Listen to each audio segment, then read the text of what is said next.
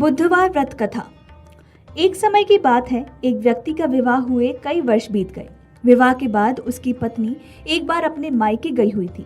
पत्नी के मायके में रहने के कई दिनों बाद उसका पति अपनी पत्नी को विदा करवाने के लिए ससुराल पहुंचा। ससुराल में कुछ दिन तक रहने के बाद वो पत्नी को मायके से विदा करवाने के लिए अपने सास और ससुर से बात करता है। बुधवार का दिन होने के कारण उसके सास और ससुर ने कहा कि इस दिन बेटी ससुराल नहीं जा सकती, इसी कारण विदाई नहीं हो सकती। लेकिन वे व्यक्ति नहीं माना और अपनी पत्नी को मायके से विदा कराकर अपने घर की तरफ चल दिया। रास्ते में जाते वक्त पत्नी को बहुत तेज से प्यास लगी। तब पति पानी की तलाश में इधर उधर भटकने लगा।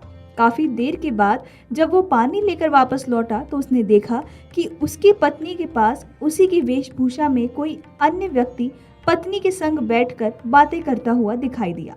दोनों व्यक्ति आपस में लड़ने लगे। पहले व्यक्ति ने गुस्से में दूसरे व्यक्ति से पूछा कि वो कौन और क्यों उसकी पत्नी के साथ बैठकर बातें कर रहा है। फिर आपस में लड़ने लगे। दूसरे व्यक्ति ने कहा कि ये मेरी पत्नी है। दोनों के बीच भयानक लड़ाई होने लगी। तब वहां पर कुछ सिपाही आ गए और स्त्री से उसके असली पति के बारे में पूछने लगे।